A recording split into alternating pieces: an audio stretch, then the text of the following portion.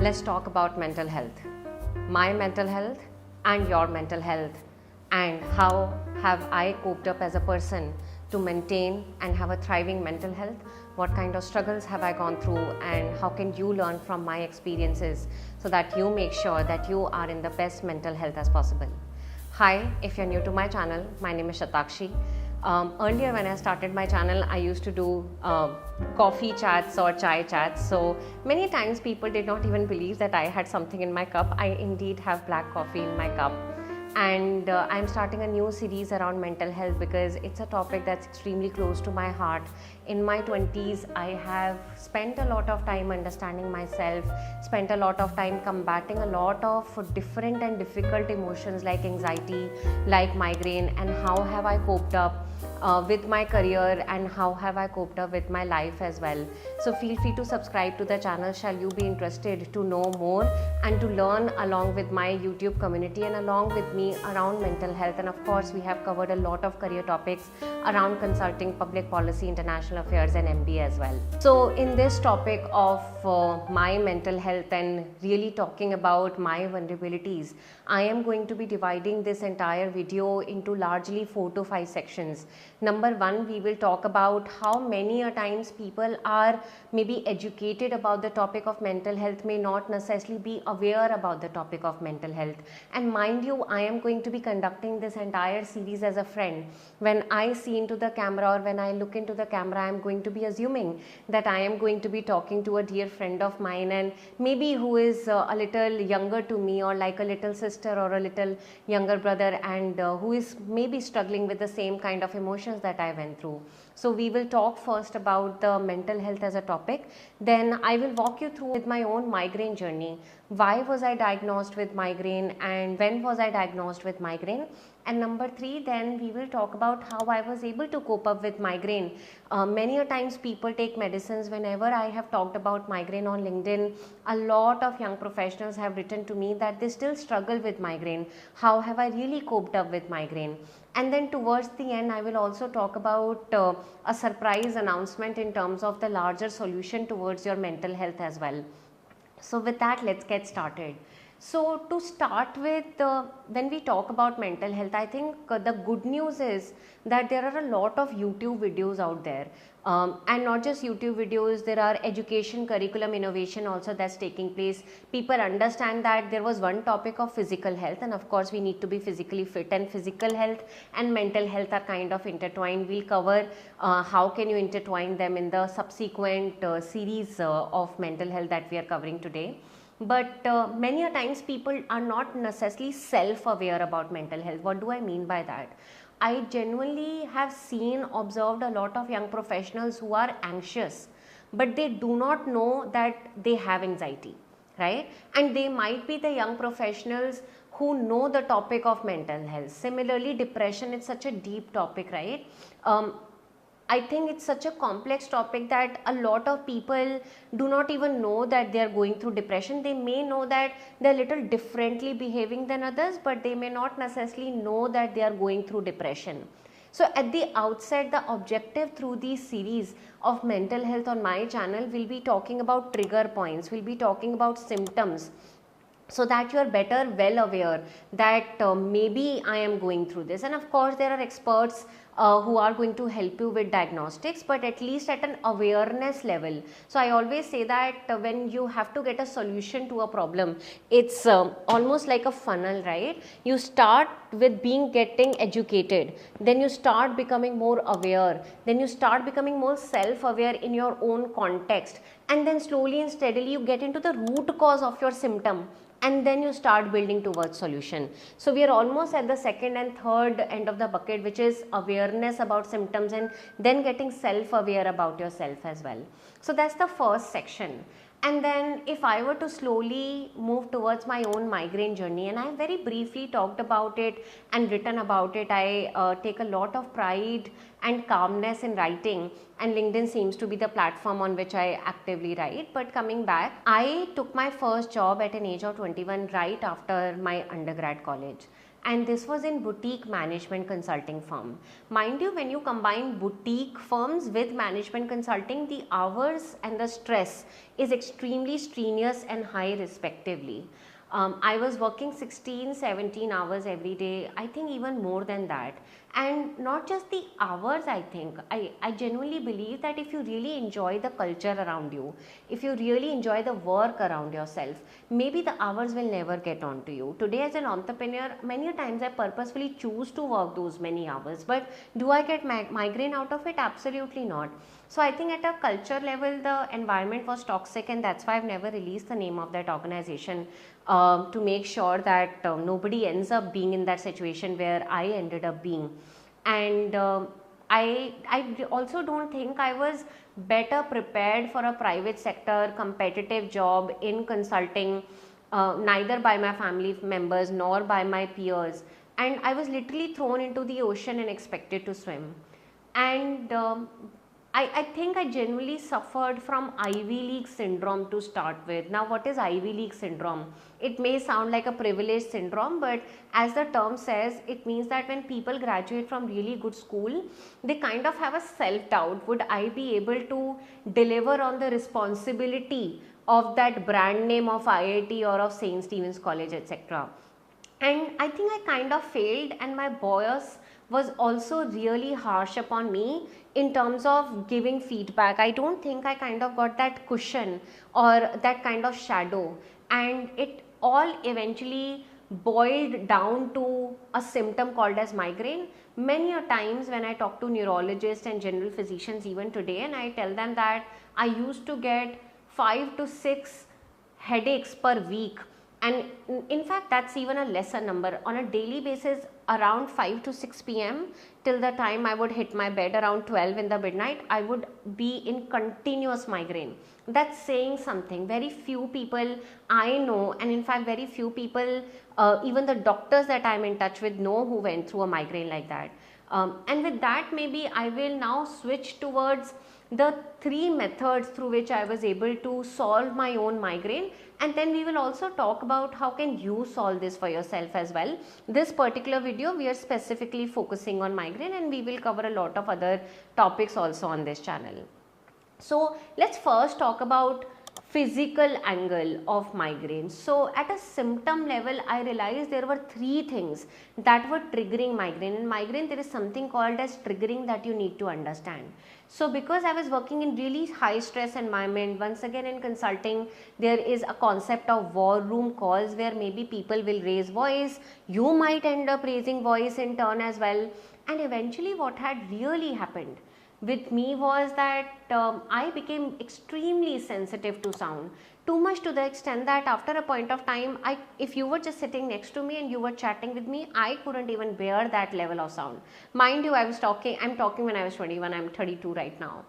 And there were days where I would just literally shut myself in the room and not talk to anybody, not because of any stress, but because I couldn't really handle sound of anyone else. I just became extremely sensitive. So that was my first trigger. The second was light, and I think that happened because of too much exposure to laptops suddenly because of lifestyle change. As a college student, maybe I was using laptop, but as a professional, I was using 16, 17 hours of laptop, and that was the second trigger. And the third and the most important trigger in my case was just stress. Somebody giving harsh feedback to me, somebody telling me things that are not very polite, me doubting myself, me thinking, oh, I am not good enough. Those were the kind of triggers. And mind you, when it comes to migraine, you have to really understand your triggers so that you can start dealing with them. And ideally in the initial stage, you'll have to avoid them at to a certain extent. And once again, when it comes to physical health, I was not working out, I was gaining weight, there was nothing, even I don't think I was walking a lot. And that is when later on in life I picked up a lot of good physical habits. I started joining Zumba dance classes, and I started doing basic things like going to a garden with my mum. And within the physical one, I would kind of overlap the medical angle also in it. I went to one of the leading hospitals by myself. My parents were not living in Gurgaon, and he eventually gave me a medicine for migraine, because of which I ended up gaining 6 to 7 kgs. My migraine wasn't resolved. I do not think I really kind of got the relief also, and the doctor didn't even better aware me about the kind of side effects I am going to see. And that is why I always say that while medicines are important, you need to be responsible for the research for your own medicine. And oh my, it took me so many months to shed the extra weight that I had gained because of migraine. Later on we changed our doctor, and eventually with time I think the medicines also helped me. But I really don't think it was just the medicines that helped me. Today I would say I do not get migraine attacks at all, maybe once in 2 years, which is almost negligible, right? With that we move towards the second angle, and I genuinely believe this is the most important angle on how you can actually solve migraine in your case, which is the emotional angle. So like I said that my triggers were really coming from the emotional side, or from the stress inability handling side. I eventually really stumbled upon 2-3 things that helped me in life to cope up with migraine.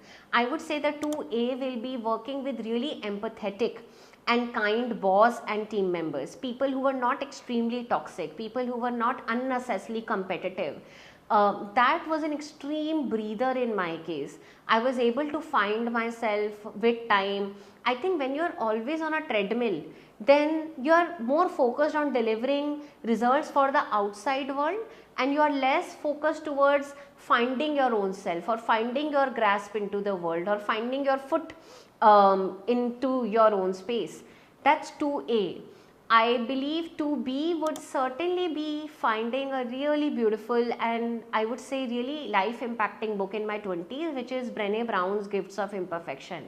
That book really helped me cope up with my Ivy League syndrome, and I realized that for the longest period of time I was more obsessed about my weaknesses and less focusing upon my strengths. I know that everyone needs to work upon their weaknesses, but in my case I think I was just too much obsessed over my weaknesses, especially because I think because of my first job, because I think I was just not in a good ecosystem, and that's just not my feedback. Consistently all of my team members had a really bad time with in that job.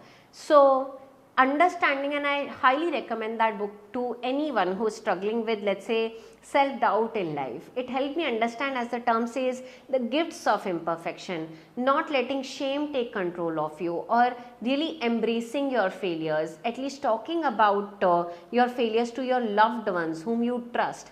And then I would say within, once again, the emotional angle, finding my friends. I think I kind of lost touch with my friends when I was going through my first and second job, and then I regained touch with my friends, and that kind of once again brought back my self-belief in myself.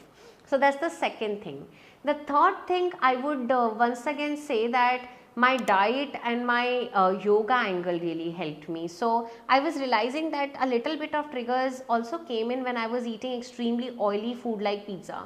Something on my right hand side would be like, oh, there is needle like pain happening. So you need to understand that when at least I dealt with migraine, and most of the people that I have met who have dealt with migraine over a long period of time have had holistic approaches. They have had good sleep, they have had good physical health, they have done yoga, they have had good diet, they have looked into medicine properly, not taken medicine from any Tom, Dick and Harry, and they have understood that medicine is not the permanent cure. And then of course they have looked at their emotional health as well. And with that I move slowly towards the last section of this video, whereby I was talking about solution. So I had announced on my YouTube channel in the community section that I am extremely proud and very excited to start Global Mental Health Initiative, and as part of that the first symptom or the condition that we are picking up is migraine, because I do not think migraine is just a neurological condition which can be just dealt with medicines. Had it been just dealt with medicine, a lot of people would have been cured. It's more lifestyle oriented, it's more than a headache, and we are going to be building a very holistic ecosystem based on 3 pillars, which is going to be at the intersection of scientific research and going to be at the intersection of compassion, love and community. The first angle is, and the pillar is going to be based with your interactions with neurologists and general physicians. We want to double ensure that the headache that you have is not something much more extreme and is not just another headache. So you are going to be, ideally of course we would love if you have already been clinically diagnosed as a migraine patient, but if not and you are going through headaches, that someone from our expert scientific side team is going to conclude that yes, these are the kind of the headaches you are having is migraine. There will be a list of diagnostic questions that you will go through to be able to successfully conclude. That's one. Second, you are going to be very closely working with mental therapist and psychologist, whereby they are going to be using CBT technique to be able to better understand about what's really troubling you in life. Most of the times when it comes to migraine patients, they have a lot of stress, maybe because of competitive examination like UPSC, NEET examination, IIT, etc., or maybe an MBA, or maybe just some stress because of family pressure also. So you are going to be working very closely with the mental therapist and the psychologist in a close knit format, and we are going to be making sure that all of your information is private and you are dealt in a very safe, non-judgmental ecosystem. The last one is that physical angle. Remember that if you're not good on sleep, if you're not eating good food, and maybe you know these things on paper, but there is nobody keeping you accountable, and hence our experts who are going to be dietitians, who are going to be yoga practitioners, and just the community in itself is going to be keeping you accountable. And I have gone through a similar ecosystem like this in my life, and I realized that I got more than certainly one benefit. And many a times in life, things do not just operate in silos, that I am trying to just solve for migraine and hence I will just solve for migraine. No. You actually end up solving for a lot of more things. You become a different person altogether. Overall, even without Global Mental Health Initiative, I wish you all the best. Stay tuned to our free series on the YouTube videos. I look forward to meeting you as a friend, talking one-on-one to you. I really hope these desensitization around mental health taboo topics really help you, your friends. Feel free to share with them. And I look forward to seeing you all, and I wish you all the best and all the luck in your mental health journey. I'll see you soon.